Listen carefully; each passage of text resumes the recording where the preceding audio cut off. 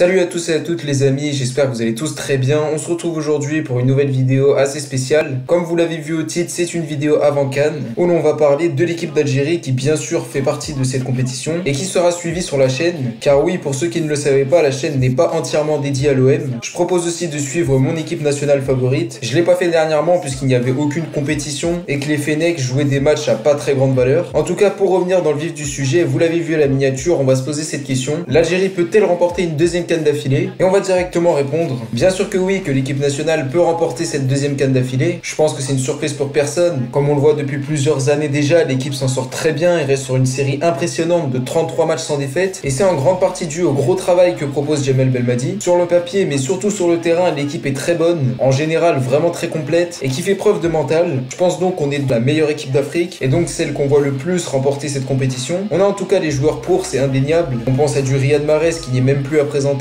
du Saïd Benrahma excellent à West Ham cette saison, du Youssef Belaïli pisté par l'OM, du Bounedjah, du Slimani. Au milieu on retrouve de très bons joueurs tels que Benasser ou bien la dernière révélation de cette équipe nationale qui est Ramiz Zerouki. On a aussi une défense bourrée de talent avec du Youssef Attal ou du Ben Sebaini qui ont déjà fait leurs preuves en France, des joueurs plus expérimentés comme Ben Lamri et Mandi, et au gardien on retrouve Raïs Mboli qui est une véritable valeur sûre depuis pas mal d'années déjà, tandis que le reste des joueurs, on a de la chance, on a pu les voir à l'œuvre lors de cette fameuse coupe arabe remportée par l'équipe d'Algérie, ce qui fait super plaisir. En bref, il n'y a quasiment pas de négatif à retenir, l'équipe est excellente et les résultats parlent pour elle, même si on a pu remarquer une petite baisse de régime, mais on peut facilement expliquer ça par le manque de compétition et donc le peu d'enjeux derrière ces matchs-là. Je suis personnellement très optimiste pour la suite, même si attention, ça ne veut pas dire qu'on va remporter cette compétition. On a en tout cas maintenant prouvé que l'équipe est largement favorite par sa constance, son envie et sa qualité, mais ça ne veut pas dire que ce sera simple. Alors là, pas du tout. On a le droit cette année à une CAN avec un niveau très relevé, qui compte beaucoup de stars et donc beaucoup d'équipes très qualitatives. Certaines d'entre elles peuvent s'asseoir à notre table, voire même nous surpasser sur le papier. J'en ai compté en tout 3, et la première c'est notre voisin, le Maroc. Donc après une CAN 2019 vraiment piteuse, on a eu le droit à un très bon réveil de la part des Marocains, qui reviennent, il faut le dire, en force. Ils sont aussi sur une très bonne série, avec plus de 15 matchs sans défaite. La patte Vahid Halilovic se fait remarquer, on compte de très bons joueurs de leur côté, du Achraf Hakimi qui est peut-être le meilleur latéral droit au monde,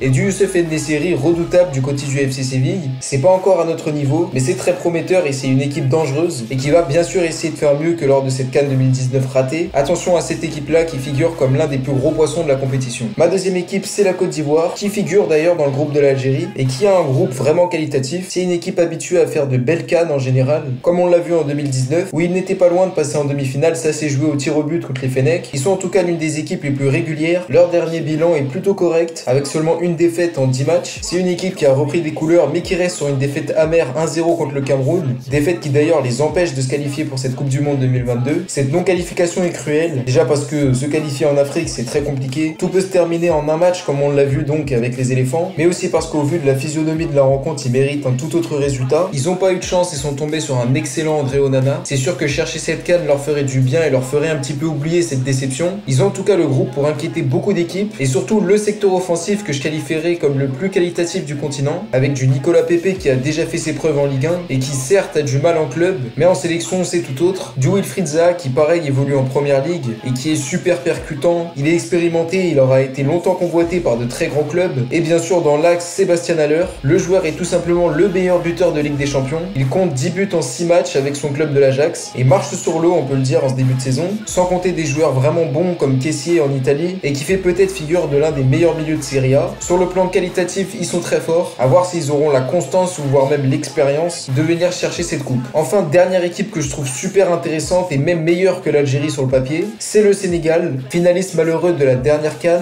et qui n'en compte pour l'instant aucune dans son histoire. Ils n'ont pas une constance incroyable je trouve, mais ils ont un potentiel énorme et savent élever leur niveau de jeu contre de grosses équipes. Ces derniers mois ils ont pu compter sur de nouveaux renforts qui viennent compléter cette équipe qui était déjà excellente. En gardien de but, Edouard Mendy, peut-être le meilleur gardien du monde et qui est impressionnant avec son club de Chelsea. En défense centrale, Koulibaly qui n'est même plus à présenter, un temps le meilleur défenseur au monde lui aussi. À droite on retrouve du Bounassar qui a peu de temps de jeu avec le Bayern, mais qui reste un très bon joueur en général comme on l'a vu du côté de l'OM.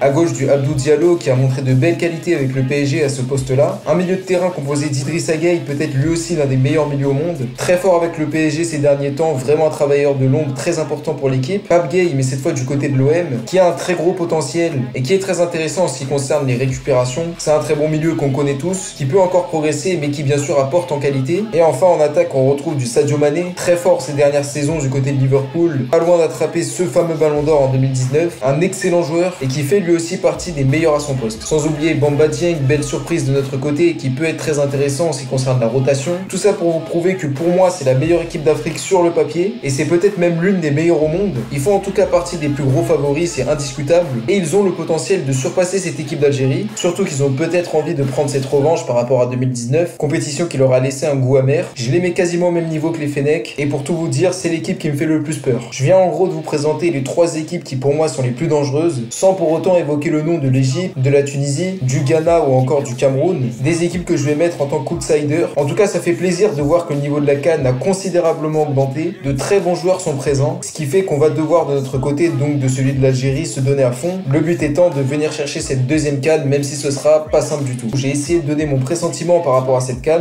L'objectif de l'équipe nationale sera de la remporter. Il n'y a pas de doute sur le fait qu'on en est capable. J'ai envie de vous dire qu'on verra bien tout au long de l'évolution de la compétition. Et donc voilà les amis, c'est bel et bien la fin de la vidéo. On se retrouve très vite, donc dès demain pour le débrief d'OM Chauvigny en Coupe de France. Restez à l'affût, d'ici là prenez soin de vous, c'était Kalash, ciao à tous.